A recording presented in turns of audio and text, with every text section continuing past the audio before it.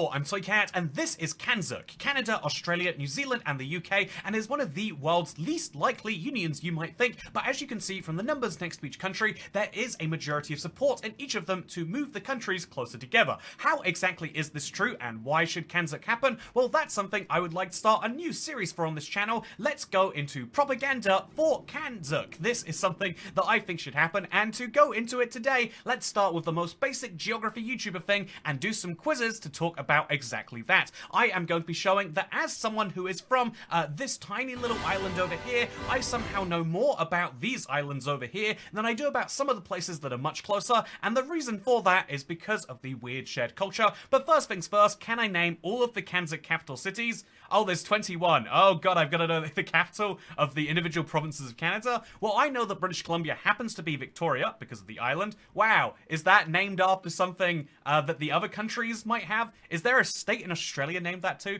Capital of Saskatchewan's going to have to be Regina because it has a railway going through it. There's got to be a reason for that. Western Australia, it should be Perth. Logically speaking, it's Perth, but hey! Capital of Scotland is Edinburgh, although, you know, capital is, let's go with it.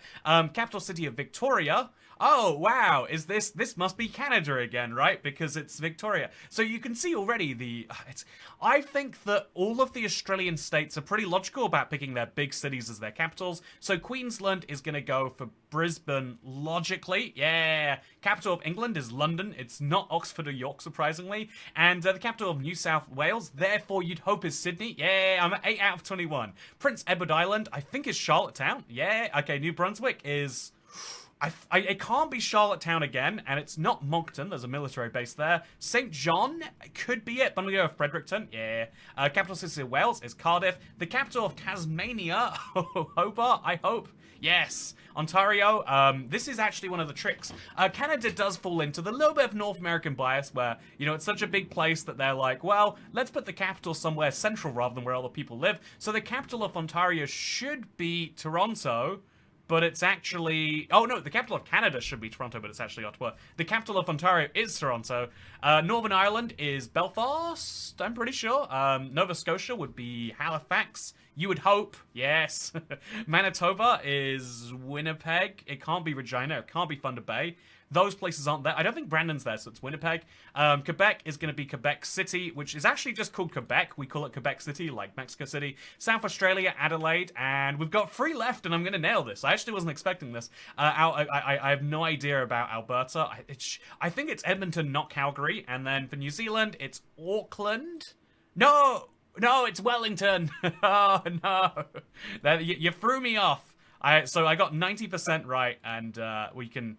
Oh, it doesn't let me go any further. That's it. So I got... we're so proud of you. Exactly. See that? I know the capital of the individual provinces and states of places around the world, but apparently not the country of New Zealand.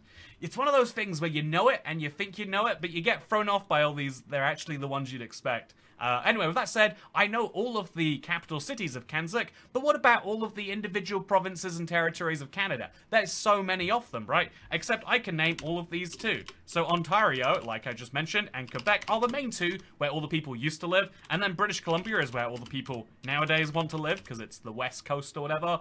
Then in between you get Alberta. I don't know how to spell Saskatchewan. Saskatchewan. You know, there's SW in there, and then there's Manitoba next to it, and then there's the Northwest Territory. I don't know why I have to type in territory. Is it not called the Northwest Territory anymore? It might not be called that anymore. I guess we'll go with Nunavut. And then we'll go with... I guess we should go with the eastern ones too. So there's Newfoundland as it actually is. There's Nova Scotia, there's PEI, and then there's New Brunswick. So I've gotten all of the provinces so far, except the one I can't spell. Honestly, should I learn to spell Saskatchewan? Is that something I need to do? Because if so, I might be out on this whole Canzuk idea. You know, honestly, I'm just kidding. We can just get rid of it. But you know, like for now, I will work out, you know, to honor the people there.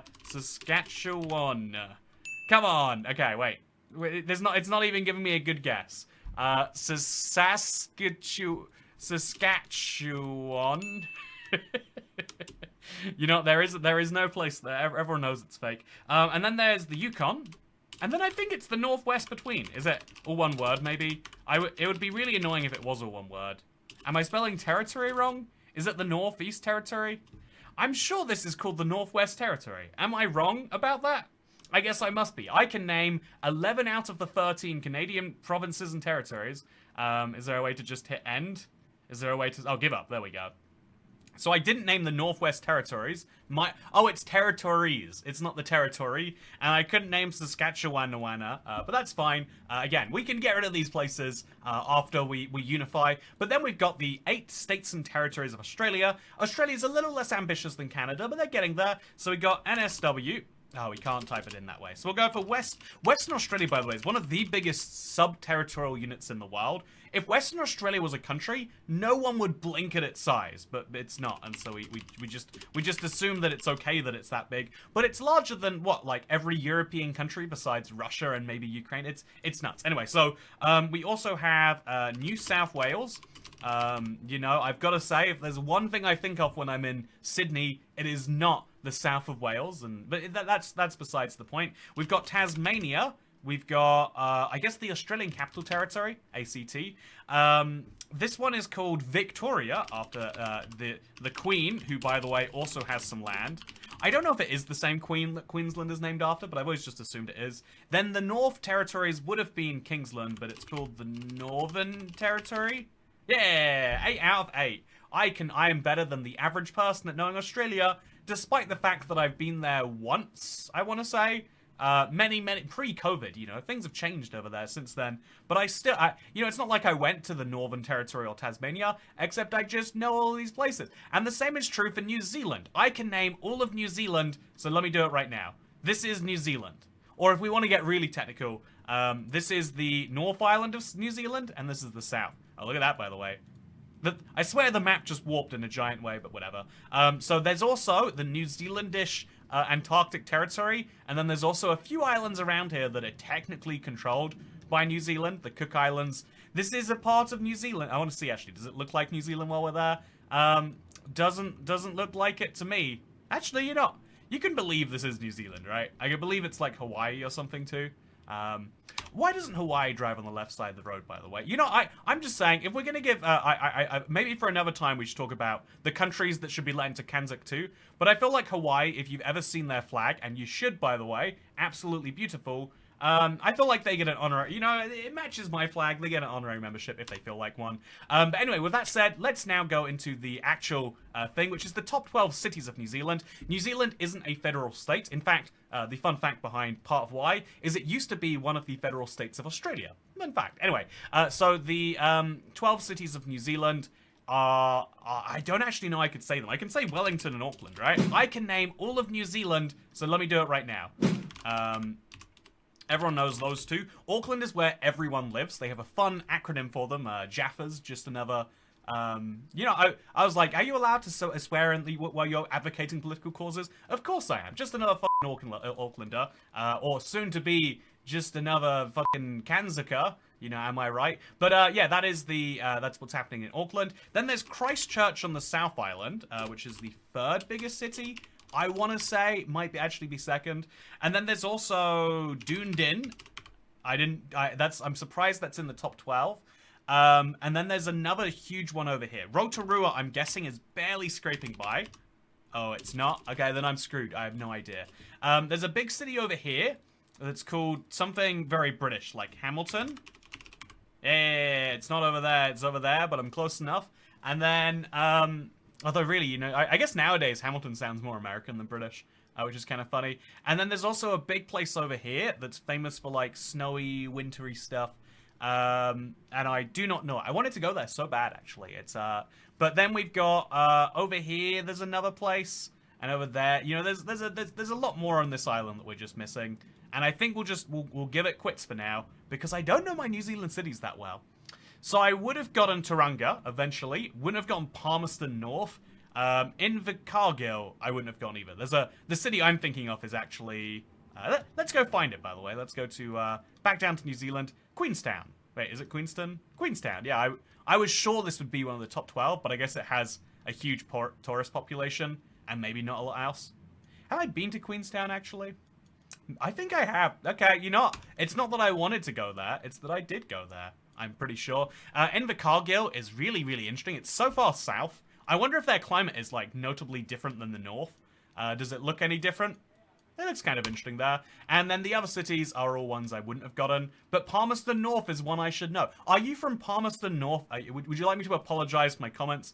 I'm not going to. But what I am going to say is, wow, there's a lot of New Zealand cities, and I could name 5 out of the 12 of them, which isn't great. But I feel like it's better than I could do for Nigeria. Actually, should we test that? How many Nigerian cities can I name? Lagos. And then somewhere else, there's,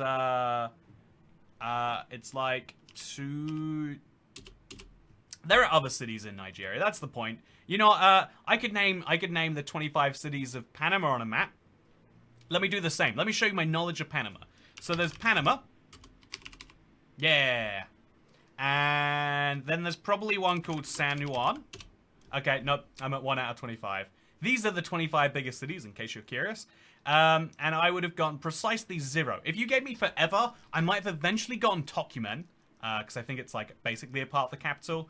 And yeah, this is my knowledge of Panama, but I have a lot more of New Zealand. And why is that the case? So yeah, I think just to be fair, because I did one of these for Canada, one for Australia, one for New Zealand. Technically, this isn't New Zealand anymore. I figured just to be fair, we should also do one for the UK, and the UK is made up of 4 countries, so it wouldn't be that hard. So wouldn't it be more fun to go for all the countries that used to make up the UK? How can I name the countries that got their independence from the United Kingdom? Let's do it. 59 countries. This is really, you know, this video has shifted at this point. Does a British person know all the places that used to be a part of the UK? So I'm guessing they're starting with 1776.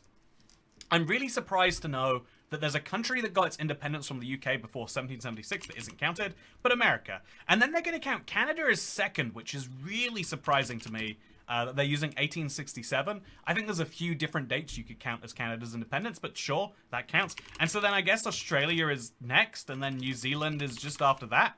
Wow, look at me, I'm doing great. And then Ireland is going to be 1921, just after World War I. So that's nice and easy. And then the latest one in 1984, I think it'd be fun to get to as well. So Asia, 1984 can't be Hong Kong. I'm going to see if it shows up anyway. No country there. I'm going to see if China shows up because of part... Okay, no, that's not it either. So the latest country to get its independence from the UK in 1984. Is it Burma? Myanmar? Myanmar is 1948. What Asian country? Singapore is obviously its own thing. Oh, okay, so it independently quickly joined the Malaysian Federation. So why is it in 1980? Okay, so we'll go Malaysia. Which is over there. It's so weird, it just made a new box for that. So let's see, what African country was the first one to gain independence from the UK? I would guess not Kenya. When we go Kenya to see where it is. Uganda is quite late too, I'm guessing. Rwanda probably was. Okay, not a part of the UK. Today I'm learning. Egypt is probably going to be pretty early on in there. So Sudan is probably a bit before. Yeah. South Sudan, if we want to get really technical, but they gained independence from Sudan, which gained it sort of from the UK. I'm going to go ahead and say Israel might be on here. Oh, that's a weird pick. You know, it's not like Israel was ever a British colony, right? Well, I guess controversial to say another way. Let's see if they went for Palestine too. They did not. Ooh, interesting political take there, Sporkle. So we've got a lot of I've got a few African countries, but I've got a lot of Asian ones to go through. So let's try and get them before we go. We've obviously got not Indonesia, but in that general area, like southeast is, I feel like, a very heavily area. Thailand was never conquered by the UK, but let's see if it gets it. It doesn't. So it's actual UK direct colonies that are being counted here. India is the obvious one. So then Pakistan and Bangladesh. Again, we're really kind of stretching to say that this many countries got independence. Am I spelling Bangladesh wrong? Do I have to type in East Pakistan maybe? Between Pakistan and Ireland, I actually don't know who would have gained their independence in 1932 in Asia. It's got to be a weird one, like Iran or Iraq. Oh, it is Iraq. Okay, I nailed it. So the UAE is going to be quite late in there. A lot of Gulf countries really didn't want independence from the UK, or at least wanted the UK to be like a protectorate state for them. Which, you know, with the retrospect of knowing how much oil was found there, Probably would have been smart. Saudi Arabia isn't going to count, right? No. So it's just the Oman, I think. Nope, not a UK colony. In Oceania then, so we're going to have Fiji is quite late on in there, just above. Let's try and get these Asian countries. There's so many countries in Asia that used to be a part of the UK that I can't name. I assume that was like a weak point for the Empire, if I'm being honest. So Papua New Guinea is quite late. Oh, it's never a part of the UK, I'm learning. Like it was a German colony first, but I would still say it's a British former colony, but maybe I'm doing it wrong. The Gambia is going to be quite late in there, and so if we're counting the Gambia, we have to kind of think about West Africa more broadly. Man, there are South America, so Guyana, I can get 100% of former colonies in South America, and so I guess we'll also go for 100% in North America, Barbados, and the Bahamas, and wow, we're getting quite late, like 1973. After the Bahamas, in that general area, there's so many. Jamaica, I think, is a little bit earlier than Bahamas. Yeah, 1962. And in this same kind of ballpark is where I would guess we're going to see, like, Grenada. There's also St. Vincent and the Grenadines. Please let me just do St. Vincent. Thank you. Okay, so we're getting really, really late now. There's 3 more North American colonies that left in the early 80s, though. So they're going to be ones that you don't even really think of fully as independent. If that's like 40 years ago, that's like my parents would have been born to these places being a part of the UK. It's cheating to look at a map, isn't it? You know, this is the fun thing. Isn't it crazy? I immediately got the first 5, but it's a little bit harder after that. Oh, so in Europe, we're going to have to go for Malta and Cyprus, just to get a couple of easy ones in there. Cyprus. I want to say there's a third European country that's a part of the UK, but I never remember it. So have we got Europe? Yeah. So Europe is 100%ed. South America is 100%ed. I just need to know all of the African colonies that used to be a part of the UK. So Tanzania and South Africa, and so, oh wow, South Africa in 1910. So that means Lesotho, technically speaking, 1966. And so Eswatini, if we're allowed to use that name, it would depend on when they made this. Yes, we can. And so, more recent than that, so Oceania. I've already got Fiji. Whatever countries are there out there that are formerly British, I don't think of them as being... Okay, so I feel like it's Papua New Guinea, so I'll go with New Guinea. I'll type in just Guinea as a whole, and that'll get me something, right? No. What countries do we not have that are on this list? I feel like I can visually picture. There's a South Africa to, like, Kenya stretch where it's non-stop. That was Chad a UK one? It wasn't. It was French, I'm pretty sure. Let's cheat. Let's look at the map very briefly. See, I'm missing Zimbabwe, Zambia. Obviously, I think those are 2 obvious ones. Then we've got South Sudan, but that probably already is counted. And then with the Caribbean, I never know all of the names of these places. We've got St. Lucia. That's going to be the latest one, I'm guessing. St. Lucia has to be really, really, really recent. That's going to be my guess for... And Antigua and Barbuda, actually. These are going to be my 2 latest colonies to leave the UK. So St. Lucia. Oh, no. Okay, so let's see if we get it with Antigua. And I feel like I'm spelling it wrong. How do we spell Antigua? Like that? And do I have to type and Barbuda? Oh, 1981. Who left the UK later than that? The only one I can think of is Hong Kong in 1997. That's when... Oh, and it's done. I'm over. That's my time finished right there. So I missed out on Brunei. Yeah, that kind of makes sense. St. Kitts and the Nevis. I went to type that and then just forgot. Damn. Then we got Zimbabwe, I believe. There's a lot of country. The Solomon Islands. That's it. Makes a lot of sense now. Tuvalu, Seychelles, Bahrain. My bad, Bahrain. We got all these countries locked down. Sri Lanka, I should have known that one. Really, if there's one that I should have known, it is that one. But yeah, with that said, these are all places that gained independence from the UK. But notably, you know, there's kind of 2 categories of these. There are countries like the United States that were like, we fought for our independence, and we don't believe in that British stuff. And then there are countries that are a bit closer to neutral. I would say there's like the South Africas of the world. You know, even I would say a little more broadly, you've got the Indies of the world. There are some people in those countries who think like, wow, this was a big tragedy that we ever ruled. And there are some people who are like, man, things were a lot easier under that system. Still, it's crazy to my mind. You know, I feel like on the internet everyone says like, yeah, having a larger country rule you is always a bad thing, and then a lot of these people happen to be from the United States, where it's like, you know, you could have localized government, but instead you choose a much larger body, one of the third largest in terms of how many people it rules on Earth, and you let them decide you, all from the other side of your country. I feel like there's an unwritten thing in here about how even though we all think that things can be better done at the local level, actually some things are better done internationally, and that's where Canzuk comes in. Yay! Back to the propaganda.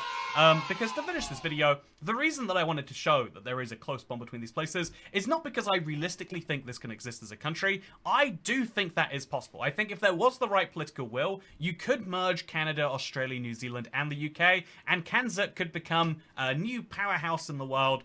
And ultimately, that is the truth, is that you could merge them as a country because of the fact that if it was a country, all of these countries are somewhat federated anyway, with New Zealand and the UK being a lot less so. But Australia and Canada are already federations, proving that over great geographic distances, you can just give people the rights to do most things individually, while also having common policies on things that benefit everyone, like monetarily and defense. And so if Canzuk came together, it wouldn't be in a, like, yeah, let's have all the decisions for all these places be made in Westminster, or Canberra, or apparently in Wellington, not in Auckland, or in Ottawa.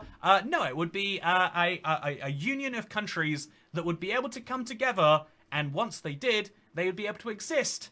Once all these countries came together, they'd be able to exist as a kind of freely, you know, kind of like an EU-style system, where you could have free movement of people between the four of them. Obviously, you could still have your own individual visas, like EU countries do, but you could say, yeah, all countries are relatively similarly developed, all countries share relatively similar values, and so, sure, right now you can move from each country to any other one. If you get a working holiday visa, you pay the right amount and you leave in 2 years. Why not just make it for anyone under 30, or even more broadly, for anyone at all to move between these places? If you want to work in the UK and then retire in Australia, if you want to work in Australia then retire in Canada, if you know, I feel like this could be a fun thing, and it's one of the very few ways that the UK can fully take advantage of leaving the EU, and ultimately that is why Canzuk should happen. There's actually, funny enough, there's a lot of other places on the internet that argue this exact same thing, and I want to make sure that you know